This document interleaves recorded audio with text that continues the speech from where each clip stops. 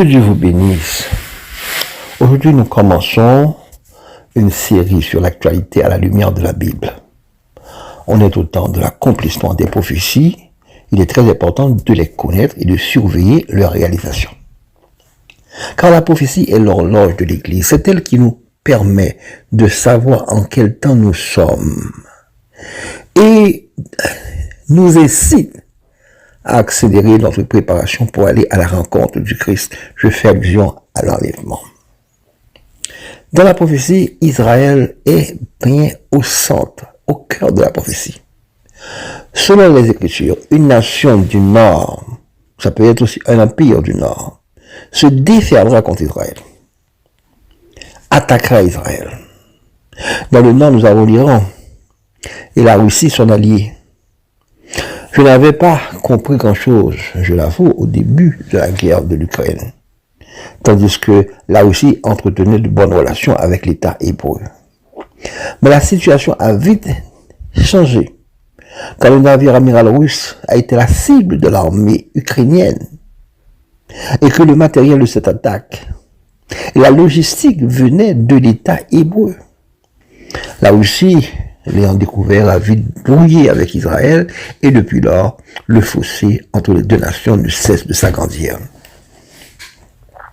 Il est devenu plus profond quand le Hamas, le groupe armé de la bande de Gaza, a fait irruption sur Israël, tuant des centaines d'Israélites et faisant des dizaines d'otages.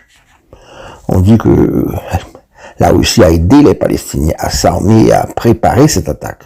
Voilà que l'État hébreu s'est fait de puissants ennemis, car qui dit la Russie dit également l'Iran et la Chine. Au tout début du conflit palestinien, il y a plusieurs dizaines d'années, Israël n'avait que les nations arabes comme ennemis. Mais maintenant, elle se trouve face à de grandes puissances mondiales. Après l'attaque du 7 octobre, le monde était scandalisé par la barbarie du Hamas et les grandes capitales de l'Occident ont pris position pour Israël, l'encourageant à donner une réponse ferme au groupe Hamas. L'encourageant à donner une réponse ferme au groupe Hamas. On parlait même de l'élimination de cette bande armée. Israël, et en l'aval de ses puissances occidentales, a répondu par des bombardements massifs de la bande de Gaza, faisant des milliers de morts du côté palestinien. On parle même de 25 000 morts. Alors, des manifestations contre l'État hébreu ont éclaté à travers le monde. Et au fur et à mesure que le conflit se prolonge, on assiste à un revirement contre Israël. Des nations qui soutenaient Israël commencent à désister. Le Canada, qui a voté en faveur d'un cessez-le-feu contre Israël et le Hamas à l'Assemblée générale des Nations unies en décembre 2023. La France, qui a reconnu l'État de Palestine en novembre 2023 et a appelé à la reprise des négociations de paix entre les deux parties. Le Qatar et l'Égypte, qui ont joué un rôle de médiateur pour parvenir à un accord de trêve entre Israël et le Hamas en janvier 2024. Ces pays ont affirmé que la solution à deux États, Israël et Palestine, était la seule issue possible pour mettre fin au conflit et garantir la sécurité et la dignité de tous les peuples de la région. Mais comment avoir deux États, un État palestinien et un État juif, quand les Palestiniens sont répartis en deux entités antagonistes? La bande de Gaza contrôlée par le Hamas, un groupe considéré comme terroriste, et la Cisjordanie sous le contrôle de l'autorité palestinienne. Il faut donc que l'un des deux soit éliminé au profit de l'autre. Israël peut faire un accord avec l'autorité palestinienne, mais pas avec le Hamas qui s'est donné pour but de détruire l'État hébreu. Quand les nations demandent un cessez-le-feu et qu'on entame des négociations, c'est comme dire de ne pas détruire entièrement le Hamas et de le laisser pour qu'il se fortifie et attaque de nouveau Israël. De toute façon, ce revirement en faveur des Palestiniens va continuer et gagner toute la planète car selon Zacharie, toutes les nations doivent finalement se liguer contre Israël. On peut les lire dans Zacharie 14, quand il dit que, verset 2, « Je rassemblerai toutes les nations pour qu'elles attaquent Jérusalem. La ville sera prise, les maisons seront pillées et les femmes violées. » Donc, cela doit se faire et ça se confirme avec Matthieu 24 qui nous parle de l'abomination de la désolation.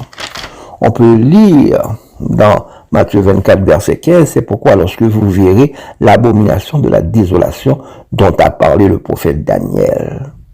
Donc Israël doit un jour se retrouver en guerre contre toutes les nations de la planète.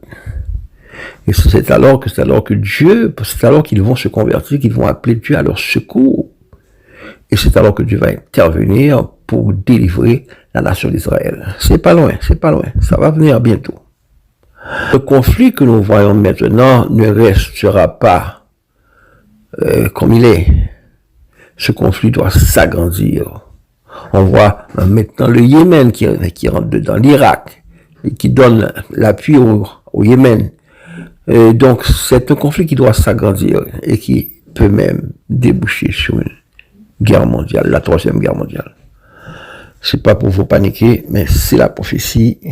La prophétie est ainsi. Je vous dirai encore plus, un peu plus loin. Donc, que Dieu vous bénisse. Seigneur, nous te prions pour cette situation vraiment macabre, et qui concerne tous les habitants de la planète, parce que, Seigneur, le monde s'approche d'une guerre terrible, d'une confrontation qui veut mettre, Seigneur, en péril l'existence même de la terre. Mais je sais que ce sont des promesses qui s'accompliront, et que, Seigneur, au contraire, notre Seigneur Jésus viendra pour régner 1000 ans sur cette terre. Nous te remettons tout. Nous avons confiance en toi. Nous te demandons que, Seigneur, que ton peuple puisse comprendre, Seigneur, la menace qui plane sur lui et qu'il peut se préparer en conséquence. Nous te prions ainsi au nom de Jésus. Amen.